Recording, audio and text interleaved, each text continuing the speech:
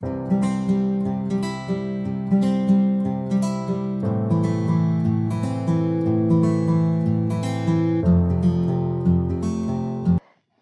বন্ধু বান্ধৱীসকলে জেৰাগিটিলৈ আপোনালোকক স্বাগতম আমি আজি অসমৰ ইতিহাসৰ মোস্ট ইম্পৰ্টেন্ট 30টা কুৱেশ্যন আলোচনা কৰিম আপোনাৰ যিকোনো কম্পিটিটিভ এক্সামত সহায় কৰিব কোনখন মহাকাব্যক অসমৰ প্ৰাক ইতিহাসৰ কালৰ সৰ্বোচ্চ উৎস বুলি গণ্য কৰা হয় মহাভাৰত হৰ্ষচৰিত কালিকা পুৰাণ অৰ্থশাস্ত্ৰ আনসাৰটো হৈছে কালিকা পুৰাণ আমি জানো যে প্ৰাক ঐতিহাসিক যুগত কোনো ধৰণৰ লিখিত তথ্য নাছিলে সেই সময়ত মুখে মুখে যিবিলাক কথা চলি আহিছিলে সেইবিলাকৰ পৰা বিশেষভাৱে নিৰ্ভৰ কৰিছিলে হ'ল কালিকা পুৰাণ আৰু যোগীদি নিতন্ত নামৰ এখন গ্ৰন্থত প্ৰাচীন ইতিহাসৰ কথা উল্লেখ আছে সেইকাৰণে কালিকা পুৰাণ আৰু যোগীদি নিতন্তক প্ৰাক ঐতিহাসিক যুগৰ বিশেষ সৰ্বোচ্চ উৎস হিচাপে গণ্য কৰিব পৰা হয় প্ৰাগজ্যোতিষপুৰৰ প্ৰাচীনতম ৰজা কোন আছিলে প্ৰাক ঐতিহাসিক যুগ আছিলে সেই সময়ৰ প্ৰাচীনতম ৰজাৰ কথা সুধিছে নৰকাসুৰ মহিৰংগ দানৱ ভগদত্ত নৰকাসুৰ ফাৰ্ষ্ট প্ৰাচীনতম ৰজা আছিলে মহিৰংগ দানৱ এওঁ দানৱ বংশৰ প্ৰতিষ্ঠাপক ৰজা আছিলে তেওঁৰ পাছত ক্ৰমান্বয়ে হতকাসুৰ সম্বৰাসুৰ ৰত্নাসুৰ আৰু ঘটকাসুৰ ৰজা হৈছিল আৰু ঘটকাসুৰক নৰকাসুৰে বধ কৰি ভৌম বংশৰ প্ৰতিষ্ঠা কৰিছিলে ওকে এতিয়া প্ৰাগজ্যোতিষপুৰৰ প্ৰাচীনতম ৰজা কোন আছিলে বুলি ক'লে আমি ক'ব পাৰো যে মহিৰংগ দানৱ কোনজন ৰজাই প্ৰাগজ্যোতিষপুৰত হিন্দু ধৰ্মৰ প্ৰৱৰ্তন কৰিছিল বানাসুৰ ঘটকাসুৰ পুষ্যবৰ্মন নৰকাসুৰ নৰকাসুৰে প্ৰাগজ্যোতিষপুৰত হিন্দু ধৰ্মৰ প্ৰতিষ্ঠা কৰিছিল তেওঁ ভৌম বংশৰ প্ৰতিষ্ঠাপক ৰজা আছিল এওঁক শেষত শ্ৰীকৃষ্ণই বধ কৰিছিল অৱশ্যে তেওঁ শ্ৰীকৃষ্ণৰ যেতিয়া বৰাহ অৱতাৰ বা বিষ্ণুৰ যেতিয়া বৰাহ অৱতাৰ হৈছিল সেই বৰাহ অৱতাৰ সময়ত ধৰিত্ৰী আৰু বৰাহৰ পুত্ৰ আছিল নৰকাসুৰ কিন্তু তেওঁ অত্যাচাৰ ইমানেই বাঢ়ি গৈছিল যে শেষত শ্ৰীকৃষ্ণ আহি তেওঁক হত্যা কৰিবলগীয়া হয় তাৰ পাছত তেওঁৰ পুত্ৰ ভগদত্তই শাসন কৰিছিল আৰু ভগদত্ত মহাভাৰতৰ সময়ৰ যোদ্ধা আছিল তেওঁ যেতিয়া মহাভাৰতৰ যুদ্ধ হৈছিল মহাভাৰতৰ যুদ্ধত কৌৰৱৰ পক্ষে যুদ্ধ কৰিছিল কাৰণ তেওঁৰ জীয়ৰী ভানুমতীক কৌৰৱৰ দুৰ্যোধনলৈ বিয়া দিছিল আৰু সেই ভানুমতী দুৰ্যোধনৰ বিয়াত আমাৰ গুৱাহাটীৰ দীঘলী পুখুৰীটো খন্দাইছিল এই ভগদত্তৰ লগত দীঘলী পুখুৰীটো জড়িত হেতু মনত ৰাখিব নৰকাসুৰৰ সমসাময়িককৈ মধ্য অসমৰ শাসক কোন আছিল ভগদত্ত মহিৰংগ দানৱ বান ৰজা শালস্তম্ভ ভগদত্তটো নৰকাসুৰৰ পুত্ৰ আছিল মহিৰংগ দানৱ প্ৰথম ৰজা আছিল আৰু ইয়াৰ আনসাৰটো হৈছে বান ৰজা যেতিয়া নৰকাসুৰ মানে প্ৰাগজ্যোতিষপুৰত শাসন কৰি আছিল সেই সময়ত মধ্য অসম অৰ্থাৎ শোণিতপুৰক বা তেজপুৰক বেছ কৰি বান ৰজাই শাসন কৰি আছিল আমি যে শুনিছো বিখ্যাত কাহিনীটো উষা অনিৰুদ্ধৰ কাহিনী সেই উষাৰ দেউতাক আছিল আৰু তেওঁ দানৱ বংশৰ ৰজা ঘটকাসুৰক বধ কৰিবলৈ নৰকাসুৰক সহায় কৰিছিল সেই একে সময়ৰ সমসাময়িক ৰজা আছিল বেংমৰাক বৰ্তমান কি নামেৰে জনাজাত ডিফু শদিয়া যোৰহাট তিনচুকীয়া বেংমৰাক তিনচুকীয়া নামেৰে জনা যায় কোনটো ৰাজবংশৰ প্ৰতিষ্ঠাৰ পৰা প্ৰাচীন অসমৰ ঐতিহাসিক বিৱৰণ আৰম্ভ হৈ দানৱ বংশ শালস্তম্ভ বংশ বৰ্মন বংশ আৰু আহোম বংশ আমি এতিয়ালৈকে যিখিনি পাইছো সেইখিনি প্ৰিহিষ্ট্ৰী সেইখিনি সময়ত কোনো ধৰণৰ লিখিত তথ্য নাছিল যেতিয়াৰ পৰা অসমৰ ঐতিহাসিক ইতিহাস আৰম্ভ হয় সেই সময়টোৰ প্ৰথম ৰাজবংশটো আছিল বৰ্মন বংশ এতিয়া আমাৰ ইয়াৰ আনসাৰটো হৈছে বৰ্মন বংশৰ প্ৰতিষ্ঠাৰ পৰাই অসমত ঐতিহাসিক বিৱৰণ আৰম্ভ হয় আৰু বৰ্মন বংশৰ প্ৰথম ৰজা আছিল পুষ্যবৰ্মনকে first ruler of ancient Assam বুলি কোৱা হয় বৰ্মন বংশৰ কোনজন ৰজা সমুদ্ৰগুপ্তৰ সমসাময়িক আছিল ভাস্কৰ বৰ্মন ভূতি বৰ্মন পুষ্যবৰ্মন বলবৰ্মন আমি এতিয়া পাই আহিছিলোঁ যে বৰ্মন বংশৰ প্ৰতিষ্ঠাৰে অসমত ঐতিহাসিক ৰাজবংশৰ স্থাপন হয়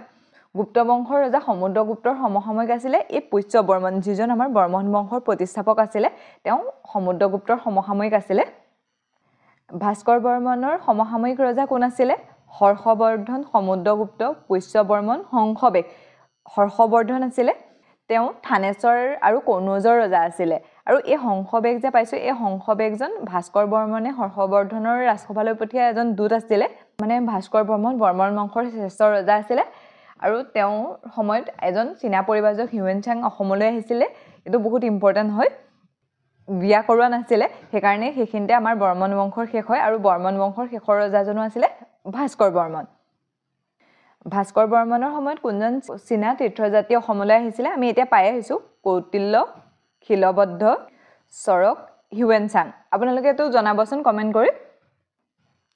শালস্তম্ভ বংশৰ প্ৰতিষ্ঠাপক কোন আছিলে শালস্তম্ভ ভাস্কৰ বৰ্মন মহেন্দ্ৰ বৰ্মন সুপ্ৰতিষ্ঠিত বৰ্মন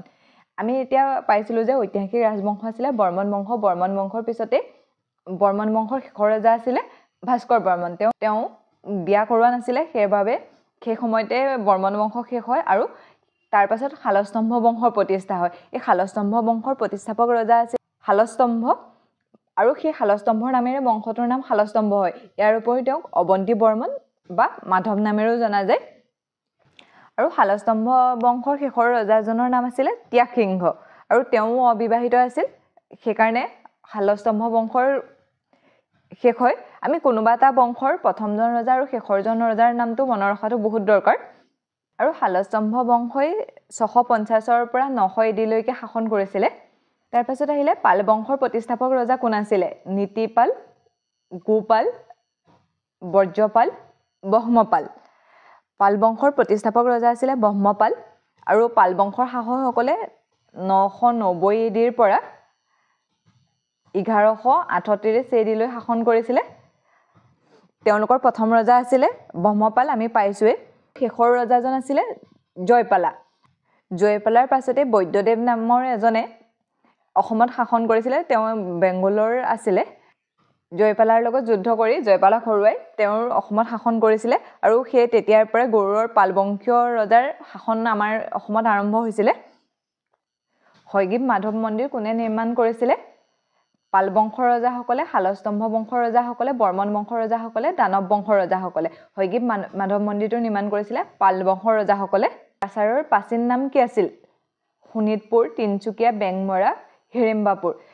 আমি কাছাৰ ৰাজ্যক হিড়িম্বা ৰাজ্য বুলিও জানো আৰু কাছাৰৰ প্ৰাচীন নামো আছিলে হিড়িম্বাপুৰ এইটো যেতিয়া ভীম অৰ্জুন নকুল সহদেৱে যেতিয়া বনবাস কাটি আছিলে তেতিয়া ভীমৰ লগত হিড়িম্বাৰ বিয়া হৈছিলে আৰু সেই হিড়িম্বাৰ পুত্ৰ হৈছে ঘটুকচ আৰু তেওঁলোকৰ বংশধৰে কছাৰী ৰজাসকল তেওঁলোকৰ বংশধৰে আছিলে আৰু তাৰ নামেৰে সেই জেগাখিনিৰ নামো হিড়িম্বাপুৰ হৈছিলে অসমৰ প্ৰথম মুছলমান আক্ৰমণকাৰী কোন আছিলে কুতুবুদ্দিন আইবক বক্তিয়াৰ খিলজী আলাউদ্দিন খিলজী আৰু চিকন্দৰ লোডি বক্তিয়াৰ খিলজী আছিলে সেই সময়ত ৰজা আছিলে পিঠু আৰু সেই পিঠুৰ সময়তে তিনিবাৰ মুছলিম আক্ৰমণকাৰীয়ে আক্ৰমণ কৰিছিলে ফাৰ্ষ্টবাৰ কৰিছিলে 1206 চনত বক্তিয়াৰ খিলজীয়ে আৰু তেওঁ ডাইৰেক্ট অসম আক্ৰমণ কৰিবলৈ অহা নাছিলে তেওঁ যেতিয়া তিব্বত আক্ৰমণ কৰিবলৈ গৈছিলে আৰু যাওঁতে আমাৰ অসম আক্ৰমণ কৰিছিলে এই বিষয়ে কানাই বৰশী বোৱা শিলালিপিত উল্লেখ আছে ইয়াত উল্লেখ আছিলে যে 1127 চকৰ চ'ত মাহৰ 13 দিনৰ দিনা কামৰূপলৈ আহি তুৰ্বসকল ধ্বংসপ্ৰাপ্ত হয় বুলি উল্লেখ আছে মানে যেতিয়া সেই বক্তিয়াৰ খিলজীয়ে অসম আক্ৰমণ কৰিছিলে তেতিয়া পিঠু জিকিছিলে বক্তিয়াৰ খিলজী সেই যুদ্ধত হাৰিছিলে আৰু সেই সময়ত এজন মেহ জনজাতিৰ লোকে মুছলিম ধৰ্ম গ্ৰহণ কৰিছিলে তেওঁৰ নাম আছিলে আলিমেছ আৰু ইয়াৰ পাছত ক্ৰমে 1226 চনত পুনৰ গিয়াছুদ্দিন খিলজীয়ে অসম আক্ৰমণ কৰিছিলে সেইবাৰো পিঠু জিকিছিলে আৰু 1228 চনত ইলতুৎমিছৰ পুতেক মহম্মদ নাছিৰুদ্দিন শ্বাহে অসম আক্ৰমণ কৰিছিলে কিন্তু সেই সময়ত পিঠুৰ মৃত্যু হৈছিলে ইয়াৰ পাছত ক্ৰমে সন্ধ্যা নামৰ এজনে তাত শাসন কৰিছিলে সেই সন্ধ্যাকে কমতাপুৰৰ বাস্তৱিক ৰজা বুলি কয় তেওঁ কমতা ৰাজ্য তেওঁৰ ৰাজধানী মানে মুছলিম বাৰে মুছলিম আক্ৰমণ হৈ থকাৰ কাৰণে তেওঁৰ ৰাজধানী কমতাপুৰলৈ লৈ গৈছিলে আৰু সেইকাৰণে তেওঁ কমতাপুৰৰ বাস্তৱিক ৰজা বুলি কোৱা হয় অসম বুৰঞ্জী লিখা প্ৰথা কোনে প্ৰৱৰ্তন কৰিছিলে কোচসকলে কছাৰীসকলে আহোমসকলে চুতীয়াসকলে আনসাৰটো হৈছে আহোমসকলে এই বুৰঞ্জী লেখা পদ্ধতিটো আহোম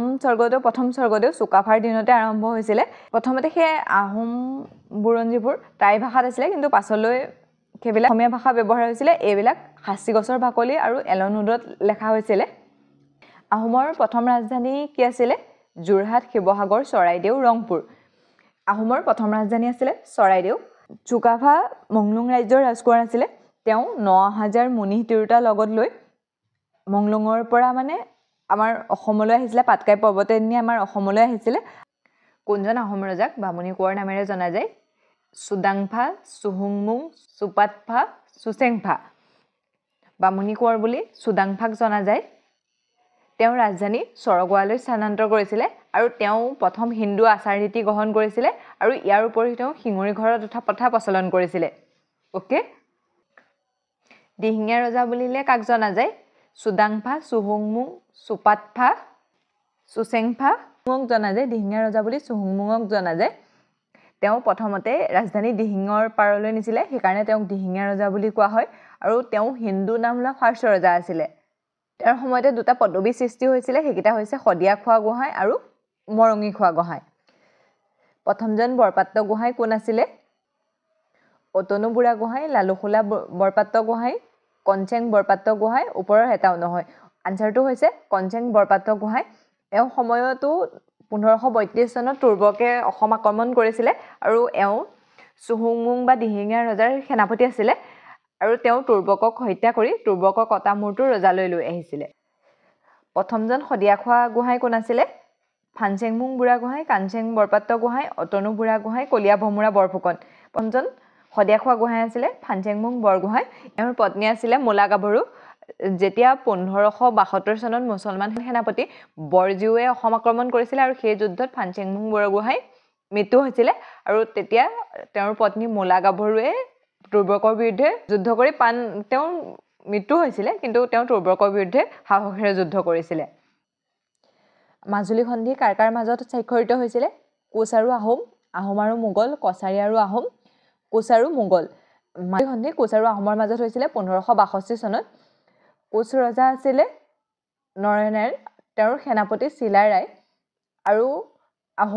আহোমৰ ৰজা আছিলে সুখাম্ফা বা খুৰা ৰজা তেওঁলোকৰ মাজত 1563 চনত মাজুলী সন্ধি হৈছিলে মনত ৰাখিব সেইকেইটাও আহিব পাৰে কোন ঠাইত আহোম আৰু মোগলৰ মাজত প্ৰথম যুদ্ধ হৈছিলে শৰাইঘাট ইটাখুলি ভৰলি আৰু মাজুলী ফাৰ্ষ্ট যুদ্ধ হৈছিলে ভৰলি আৰু শেষৰ যুদ্ধ হৈছিলে ইটাখুলি অসুৰালি সন্ধি কেতিয়া হৈছিলে 1682 চনত 1639 চনত 1670 চনত 1671 চনত অসুৰালি সন্ধি হৈছিলে 1639 চনত আহোমৰ পক্ষ মোমাই তামুলী বৰবৰুৱাই আৰু মোগলৰ আলাই ইয়া খানৰ মাজত অসুৰালি সন্ধিখন হৈছিলে ঘিলাধাৰী ঘাটৰ চুক্তি কাৰ কাৰ মাজত স্বাক্ষৰিত হৈছিলে জয়ধ্বজ সিংহ আৰু মিৰ্জু মোল্লা চুকাফা আৰু চিলাৰায় ৰুদ্ৰসিংহ আৰু নৰনাৰায়ণ গদাধৰ সিংহ আৰু মিৰ্জু মোল্লা ঘিলাধাৰী ঘাটৰ সন্ধি জয়ধ্বজ সিংহ আৰু মিৰ্জু মোল্লাৰ মাজত হৈছিলে এই সন্ধি অনুসৰি আহোমৰ এগৰাকী গাভৰু ৰমণী গাভৰুক মোগললৈ দি দিবলগীয়া হৈছিলে ৰমণী গাভৰু জয়ধ্বজ সিংহ আৰু পাখৰি গাভৰু জীয়েক আছিলে আৰু ঘিলাধাৰী ঘাটৰ সন্ধি হৈছিলে 1662 চনত আলাবৈ যুদ্ধ সংঘটিত হৈছিল 1671 1670 1669 1679 চনত আলাবৈ ৰণ সংঘটিত হৈছিল 1669 চনত আহোম ৰজা চুকপুংমুং বা চক্ৰধ্বজ সিংহৰ দিনত হৈছিলে তেওঁ যেতিয়া মোগলে ইয়াৰ আগত আক্ৰমণ কৰি আহোম ৰাজ্য মোগলৰ তলতীয়া কৰিছিলে সেয়েহে তেওঁ তেতিয়া কৈছিলে যে মোগলৰ তলত থকাতকৈ মৃত্যুৱে সেৱ বুলি কৈ পেলাই তেওঁ মুকলি ৰণলৈ আহ্বান কৰিছিলে যিখনক আলাবৈ ৰণ নামেৰে জনা যায় কোনজন আহোম ৰজাৰ শাসনকালত লতাকটা ৰণ হৈছিলে গৌৰীনাথ সিংহ ৰাজেশ্বৰ সিংহ গদাধৰ সিংহ লক্ষ্মী সিংহ ৰাজেশ্বৰ সিংহৰ দিনত লতাকটা ৰণ হৈছিলে 1768 চনত সময়ত মানে মণিপুৰত আক্ৰমণ কৰিছিলে আৰু মণিপুৰৰ ৰজাক সহায় কৰিবৰ বাবে ৰাজেশ্বৰ সিংহই ইয়াৰ পৰা সৈন্যদল পঠিয়াইছিলে আৰু সেই সৈন্যদল গৈ মানৰ লগত জিকি আহিছিলে আৰু তাৰ সন্মান স্বৰূপে মণিপুৰী ৰজাই কুৰাংগনয়নীক ৰাজেশ্বৰ সিংহলৈ বিয়া দিছিলে আৰু সেই কুৰাংগনয়নীয়ে পাছত আমাৰ মোৱামৰীয়া বিদ্ৰোহত অংশগ্ৰহণ কৰিছিলে ওকে এছিয়াৰ আটাইতকৈ পুৰণি এম্ফি থিয়েটাৰ হিচাপে গণ্য কৰা হয় কাৰেংঘৰ তলাতল ঘৰ ৰংঘৰ শিৱদৌল ৰংঘৰক গণ্য কৰা হয় এম্ফি থিয়েটাৰ হিচাপে ৰংঘৰ পুনৰ নিৰ্মাণ কৰিছিল প্ৰমত্ত সিংহই বৰ্তমানৰ যিটো আৰ্হিৰ ৰংঘৰ আছে সেইটো প্ৰমত্ত সিংহই নিৰ্মাণ কৰা হস্তি বিদ্যাৰ নব কোনে ৰচনা কৰিছিলে সূৰ্যখিৰী দৈৱজ্ঞই সুকুমাৰ বৰকাথাই ৰাম সৰস্বতী ওপৰৰ এটাও নহয় এখন ৰচনা কৰিছিলে সুকুমাৰ বৰকাথাই বৰৰজা অম্বিকাৰ দিনত এখন ৰচনা কৰা হৈছিলে ইয়াত হাতীক কেনেকৈ শিক্ষা দিয়া হয় সেই বিষয়ে বা হাতীৰ অসুখ হ'লে কেনেকৈ ভাল কৰিব পাৰি সেই বিষয়ে লিখা আছে দৰং ৰাজবংশালীখনৰ লিখক কোন আছিলে সুকুমাৰ বৰকাথাই সূৰ্যখিৰী দৈৱজ্ঞ ৰাম সৰস্বতী গুণাৰাম খনিকৰ দৰং ৰাজবংশীখনৰ লিখক আছিলে সূৰ্যখিৰী দৈৱজ্ঞ এখন কোচ ৰজা সমুদ্ৰ নাৰায়ণৰ ৰাজত্ব কালত লিখিছিলে এখন কোচ বংশৰ বুৰঞ্জীৰ অন্যতম সম্বল আছিলে আহোম আৰু মোগলৰ শেষৰখন যুদ্ধ ক'ত হৈছিলে শৰাইঘাট শিৱসাগৰ যোৰহাট ইটাখুলি ইটাখুলিত হৈছিলে আহোম ৰজাৰ ৰত্নধ্বজ সিংহ বা চুলিকফাৰ দিনত 1682 চনত ইটাখুলিৰ ৰণ হৈছিলে যিখনে আহোম আৰু মোগলৰ মাজত হোৱা শেষৰ ৰণ ঠিক আছে আজিলৈ ইমানতে এৰিছোঁ অন্য এটা ভিডিঅ'ত পুনৰ কেইটামান ইম্পৰ্টেণ্ট কুৱেশ্যন লৈ পেলাই আপোনালোকৰ মাজলৈ আহিম তেতিয়ালৈকে